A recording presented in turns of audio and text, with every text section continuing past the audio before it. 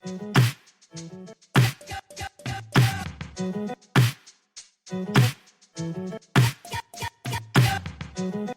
everyone, and welcome to American Girls, the podcast where we're reliving the American Girls series book by book. I'm Mary. And I'm still Allison. And we're here with a brief mini episode about pandemics, and we just want to forewarn our listeners that that's what we're going to be talking about.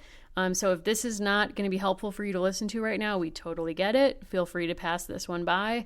But we're producing this mini episode because we've had so many people write to us and ask us to kind of extend a conversation we had on our last Addie episode. We also know that a lot of people are just looking for more content right now, right? Your life may have shifted where maybe you have time in different pockets that you didn't used to have time, or you're really looking for something where you can have that kind of private space that a podcast creates. So to that end, this is a kind of special, like very mini-sode. So there'll be a little bit to do with American Girl characters, but also quite a lot to just do with pandemic and history. Right. Like I'm thinking about, I saw a meme that said it was a mom and it was like just her by herself. And it said, if you see me talking to myself, it's me having a parent-teacher conference.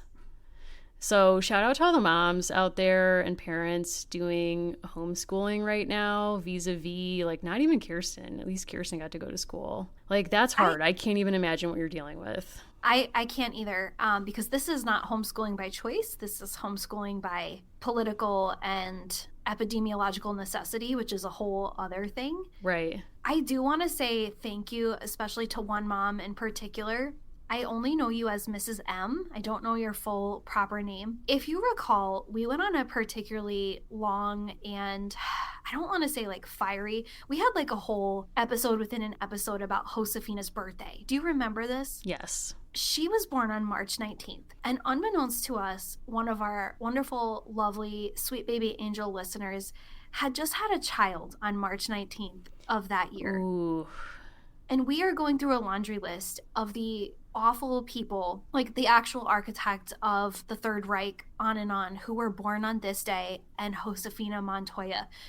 And this poor woman is sobbing and looking at her newborn and thinking, like, what if? Oh my God. We did that. We did. We got a follow-up. He is now a devoted listener. Shout out to you. He is an absolutely beautiful, healthy child.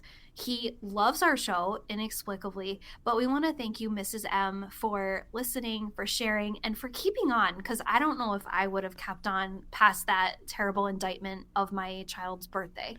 If that had happened to me, I would have gone like scorched earth. Yeah. Like I'm literally the kind of person that one time I was getting my bangs cut as a child, and this woman said I was fat, and she meant PHAT. This was like during those times. I don't know, but she was like, you're so fat. And she was like, meant cool. This is what my grandmother told me. And I was like, no, I will never go back to that place again. And my grandma was like, listen, it's complicated. She also cuts my hair. Do you know how hard it is to find someone that you trust to cut your hair? I don't know why I'm saying this to you, but like, so all to say that, like, thank you for being so forgiving. Hello to your son. Thank you for listening. Wow. We do have some amazing listeners. Wow, wow, wow. We do. And if you asked, I think, a very nice and simple, elegant question, including Julie, who says, we hope you're okay. How are you handling the shelter in place as it goes on? So I've been at it for about a week and a half. I started about half a week before my coworkers because I have 2 autoimmune diseases, so I'm immune suppressed myself. So I will say that, you know, it is an anxious time. It's difficult to feel like your freedoms are limited. I actually don't mind. I actually enjoy working from home. I'm a homebody. So that part's been great. It's just the recognition that you can actually go out and see people in the same way before. That's maybe been a little anxiety producing, and just not knowing when this ends or how it ends. That's just difficult. To sit with uncertainty, I think, is a difficult emotion. How about you? I think there's, you know, like a lot of people probably feel this. There's a huge gap between, there's like the day-to-day tedium. And then I think what we have to keep, you know, in the back of your mind, even though it makes it harder, is there's very real consequences for not paying attention and for not doing what you're told to do. Mm-hmm. I think what's hard is it feels right now in a lot of people's bubbles like there aren't consequences for disobeying, right? Like that if you go out, it doesn't really matter. And I had to get cat litter for the crown prince of this show, Raymond. And I did feel like there were just a lot of people, and I'm not judging, like, you don't know what people need, but there was a lot of like casual shopping. And I think what's hard right now is we're all kind of like measuring up against each other, like, well, what's that person doing or what's that person doing? And it didn't really feel real until very recently. But I think where the media and where other people have to keep pressure is there's going to be a huge cost for not isolating now and yesterday, right? Like, we're already past that point. I think that's what's been kind of odd. I did learn it takes a literal pandemic for me to rake my yard. And I'm not trying to be funny. Like, I didn't know what it would take for me to clean up certain yard refuse. And I learned that it's this. So there's that. Wow. Yeah, it's a challenge. I think it's also difficult, frankly, to live in a culture where the leadership has not taken this not seriously enough, not remotely seriously enough for a very long time, and still, frankly, isn't.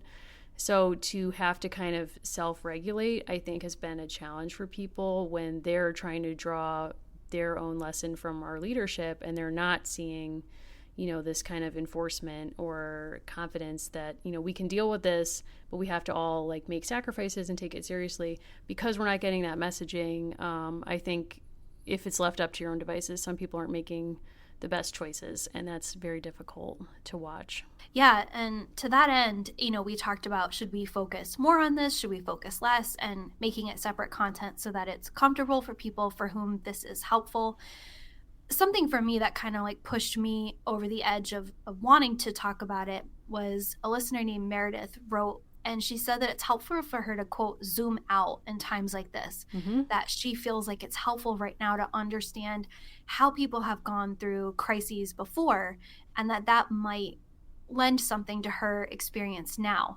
And you've also seen a lot of people looking back at the pandemic of 1918. So she's really interested, and Mary, I think you would be a great person to start this. She's thinking about different moments in history. What are some of the favorite things that you've read either about those moments of crisis or ways and tools that people have gotten through crisis through reading? This is literally your thing, so it also was a good way to start. Okay, so let me just offer an umbrella statement. So in approaching this episode and saying some people might feel comfort from getting greater context of this moment in history, and some people want distraction from it, that's actually a binary that we see in bibliotherapy, which is the thing that I study, which is the use of reading therapeutically. So in moments like World War I, when librarians were literally prescribing books on the front lines, they were wondering, okay, what books would be the best medicine for the experience of war and all the things that war creates, whether it be trauma, shell shock, disability, illness, all these different things. And so they were first coming up with lists of genres that would suit different illnesses, but also generally this experience of war. And so they were operating under the assumption that everyone would want to be distracted from the war. So they were prescribing like travel books, like go on a tour from your hospital bed, go to Italy, go wherever, read biographies of people who have overcome hard times. Maybe that will inspire you. But they were shocked to learn that a lot of soldiers actually wanted to read things like murder mystery novels. They were like you, Allison. They wanted to lean into that true crime. And they were stunned by this and actually wanted to prohibit it because they thought, it was too violent, too like the experience they just had. And some people actually wanted to read histories of World War I, which were already being published and sold while the war was still happening. So those were denied them because they thought it would actually hurt their health to learn more or spend more time obsessing about the experience that they were having. And actually, the soldiers who wanted that stuff, who actually ordered the books in some cases directly from a Sears catalog, wanted to learn about the experience that was going to be so formative they knew already in their lives. They wanted to understand the thing of which they were a part that had maybe shaped them, had maybe robbed them of parts of their physical body or their emotional health. So it's a really what you learn from this and the broader history is that readers choose their own best medicine. So if it helps you, for some people it helps to read about the thing that they're dealing with. So for others, it's more helpful to be distracted from it. Not to plug my own stuff, but if you want to learn more about World War I in this, go to booksismedicine.com and you can look at an online exhibit that I created around World War I and share your own prescription. But to get back to the history of medicine, I think if you're someone for whom learning about comparable things is helpful, we can share some episodes in that. But I want to offer this warning, which is that there is no one-to-one comparison for what we're dealing with now. And it's actually not helpful to think about history that way. You're never going to find a moment in the past that's exactly like what we're dealing with now, nor should you. You shouldn't try to make those one-to-one comparisons because it's not helpful. It's actually more helpful to think about the ways in which they're different, but you might still find some useful trends or tips to take with you. So for a quick example, you might think about the smallpox epidemics that were running rampant around the turn of the 19th century and before. For centuries, smallpox, had decimated populations during outbreaks, and no one could seem to solve it or prevent them. Then someone named Edward Jenner, a British physician, develops a smallpox vaccine in roughly 1796. He actually develops it when he notices milkmaids milking cows that have cowpox who get sores on their hands, but then also develop immunity to smallpox. So he actually creates a vaccine from cowpox, and that's the earliest vaccination against smallpox. Before that, you would actually take some pustules from people who had smallpox, literally insert it into the veins of people who wanted to become immune to it, and they would get a lesser version of it, hopefully survive it, and they would get some kind of immunity from that. Instead, what he did was develop a vaccine that would prevent it in some folks for a brief period of time, roughly 10 years, and then you'd have to be vaccinated against. Now, you would think this would be met with great acclaim, like, wow, this person just prevented this huge public health issue in cities and all over the world. Instead, other British physicians, a couple of his critics, put out a case history book that said reported children who had been vaccinated who were forced to walk around on hand and foot on all fours. They started mooing. They started to physically adopt physical characteristics of cows. I mean, these were real serious medical cases being reported, completely fabricated, but presented as serious to other doctors to say, look at this ox-faced boy, and I'll post this image, like caricatures of children. You also have people saying that vaccines are more dangerous than the disease they're meant to treat. Now, this goes on for another century and still now. And you have a woman named Laura Little publish a book of children who were killed by vaccines. Now, there's some truth to this in the 19th century because, medicine was not regulated in that period. So some of the vaccines actually were dangerous because they were fraudulent. But in large part, vaccines did have a net positive benefit. So, but to look at smallpox and think about the fact of our own moment, you see this kind of book that says if you get the vaccine, you're going to turn into a cow. Obviously, that's not true, but because people didn't have the discernment to tease out misinformation or false information or disinformation, some people took on those beliefs as their own and really and spread them, almost like a disease. So I think that's an important thing that we could take from that time that might be helpful, that might make you feel empowered in this moment in which you might otherwise feel powerless. Be discerning about the news you get. Some people are avoiding the news for health reasons. I get that. Maybe limit it. But when you do seek out news about what's going on, make sure it's from a verifiable source. Don't go to just Anywhere USA blog. Don't believe tweets that have a million numbers after the account name. Those are probably fake, right? So that's something that's just off the top of my head.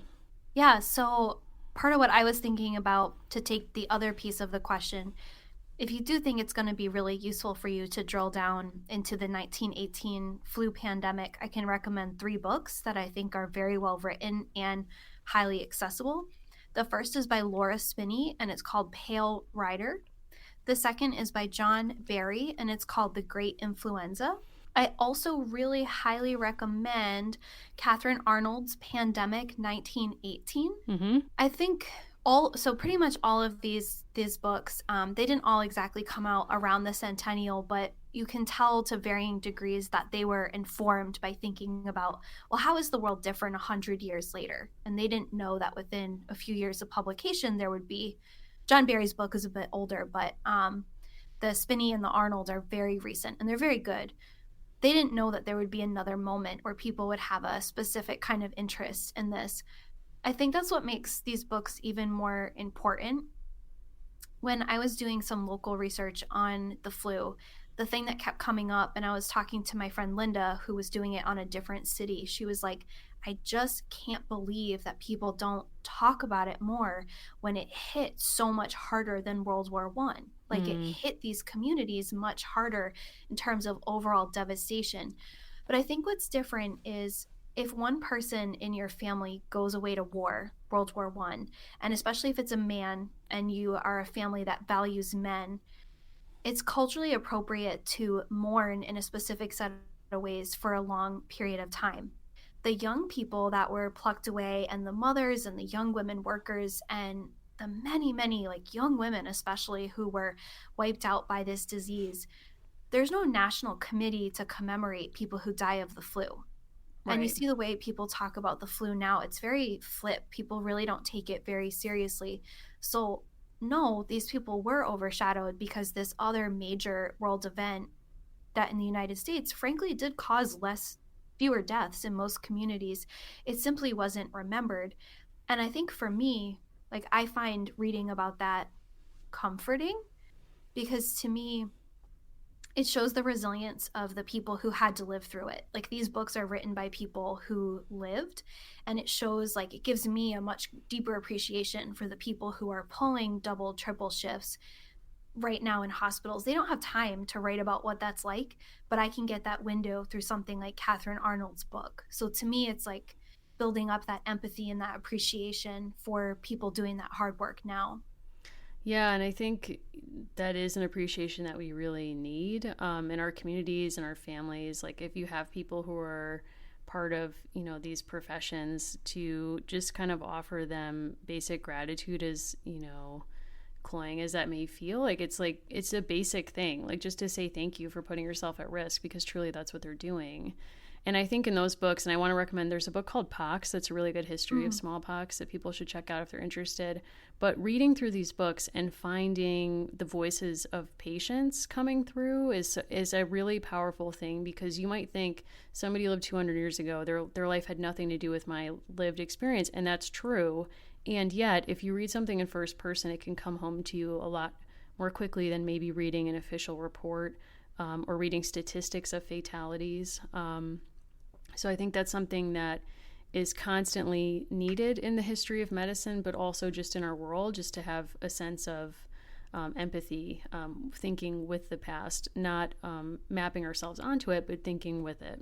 And something else I want to bring up, which is being talked a lot about on the news, is comparisons between the AIDS epidemic and what's happening right now. And thinking about the voice of the patient there too, like thinking about the AIDS quilt as actually not only a monument to those who died from AIDS, but also as a living record of voices of patients of that epidemic. But there's a lot of people who are conflating the two and saying that they're very similar. And I really, really want to speak back against that, because they're very different experiences.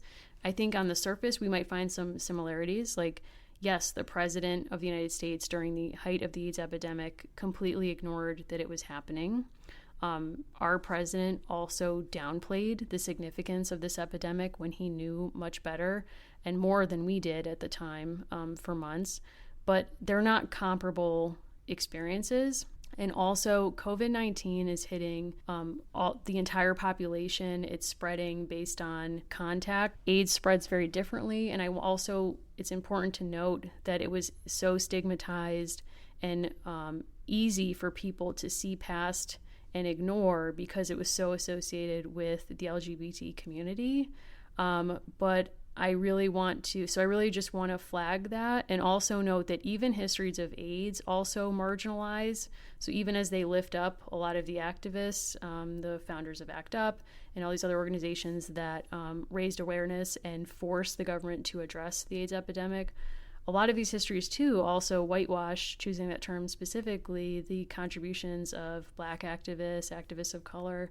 So, I've often say on this show that, disease is often the histories of what is a disease to the body politic, and AIDS is certainly a story of that. And COVID-19 may reveal that too, as we see that people have different levels of access to tests and treatment and care. But it's important, in even drawing those comparisons, to note really important and significant differences. So I just wanted to throw that out there. I was going to ask you a question about Samantha and the flu pandemic, but it doesn't feel. Feel free. Feel free. But her life would have intersected with that. I want to believe that there's a plot line where Julie has some family member, right? Mm-hmm. We'll talk about that some other time. So a question that I do think allows us to talk about this a little bit more.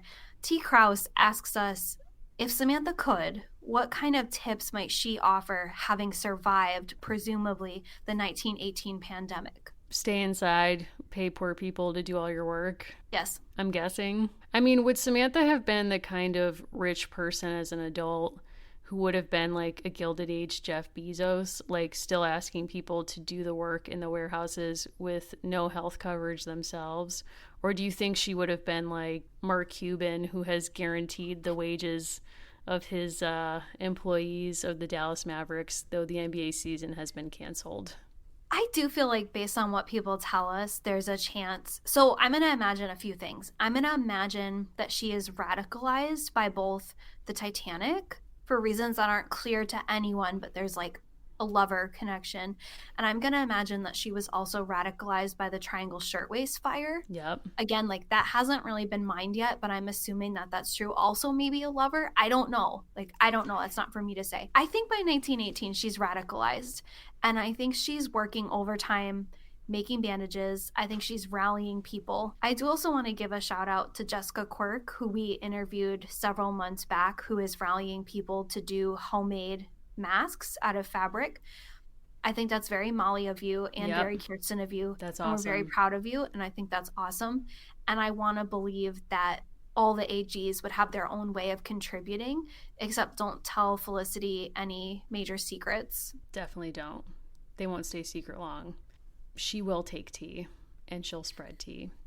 I have to believe Samantha would have been...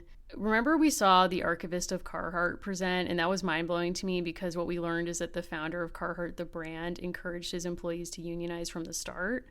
Yes. And he had great working conditions, and he really supported their rights, which actually totally blew my mind and made me a fan of that brand, even though I don't actually think I own anything by them. But it's in my head. So I have to believe that Samantha, I hope, would have been radicalized by her labor experiences and been either the founder of said company or married to someone in that time who would have been like the figurehead, and she would have, been pushing from behind the scenes to have equitable practices. So that's where I'm at with that. Now, someone else did ask, who do you think would have been most prepared out of any of them? Rachel asked us, who do you think would be best prepared? And you can include anyone. Like Scrappy Kit, she's in there too. Yep, definitely Kit. Possibly Kirsten. Yeah. She's watched several people pass, right? Like pretty much right in front of her. What concerns me about Kirsten is I don't know what she learned from Marta's death because it was so shrouded in mystery. I think that's true. And also, like, she has this way of sort of upending. Like, she'll survive something that seems insane and then do something really left field, but I guess on brand for a 9-year-old in that period. Like, think you can let a raccoon in the house and that's going to be fine. So, hard to say. Josefina seems like kind of a self-starter. She seems like she could figure it out. Felicity, I have zero confidence in, although she did take care of her mother. That happened. I feel like Tia D would start a pandemic even if it wasn't already happening. Tia D is a pandemic. That's what people need to understand.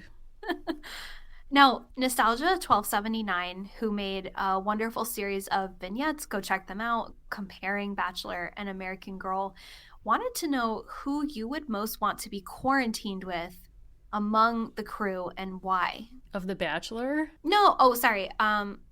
You can also answer that way, or among the American Girls. Absolutely no one from The Bachelor. I think you would pick Chris Harrison, but that's between you and your God. From AG, I feel like I might pick Addie because if we had books, what I need with someone who I quarantine with is like there's moments when I'm going to want to chat with you, and then there's moments when I'm going to need alone time, and I'm going to need you to like self-soothe a little bit. So if you're a reader, that bodes well. I feel like Kirsten would need a lot of attention all the time, and I kind of can't hang with that. Josefina, like, that could go either way. Felicity, no. Molly, yes, but the tap dancing would have to be constrained again. I'm thinking back, I'm pretty sure Molly is very instrumental in like a sock, right? Like a sewing bee, right? I can't remember any of those plots, truly. I feel like her patriotism would be at an 11, like Hmm. regardless. And I actually don't think that that is the right quarantine energy for me. I feel like I'm gonna like go left field and go with Kit on this one because I feel like she would want to read, she would want to write, but she would have like her own amusements, and that is what I need. Agree. Totally agree. Like a lot of people are finding out that they're not introverts this week, and I'm happy for them. Like this needle has not moved for me. No, For I'm you. just saying. Yeah. Yeah. I appreciate that. Yes. Now, Eric, our dear friend Eric in real life, wants to know who would be the least likely to practice social distancing correctly. Felicity. I think definitely Felicity, because she'd be like, no, no, no, I'm spying on this press conference for everybody. I'm doing this for everybody. And she would keep the horse in the house. She would take that horse inside. She would do that. Oh my God. And she would be like, beyond not washing her hands, she's wearing other people's clothes and not telling them. Like, there's so much that would go wrong with that. Yeah. Now, Winnie asked our last question, which I think is really great. What activities do you think each of them would be doing to stay busy? And you can pick someone you haven't talked about already. Josefina is doing a bullet journal of things that she's ashamed of. Yes. Hmm. I also think she's being kept busy nonstop with chores. Oh, yeah. TD's put her right to work. She's working. I feel like Samantha, again, has staff, so she's not too worried about it. I feel like Addie's life would be not good. Like, I feel like she would have to, like, really kick up her responsibilities because it's Philadelphia and quarantine does not go well there historically. Like, basically, Samantha's out in the woods doing, like, weird yoga poses and is like, thank God, like, I can still work out outdoors and I'm practicing social distancing.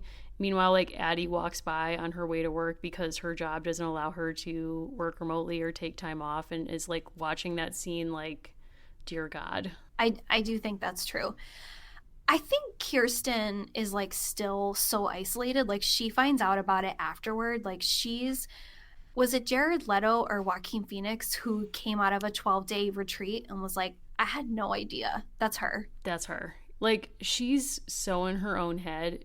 And also, like, probably practicing social distancing just on the regular that it's so, like, she's like, oh, weird. I just don't, I didn't notice. didn't notice.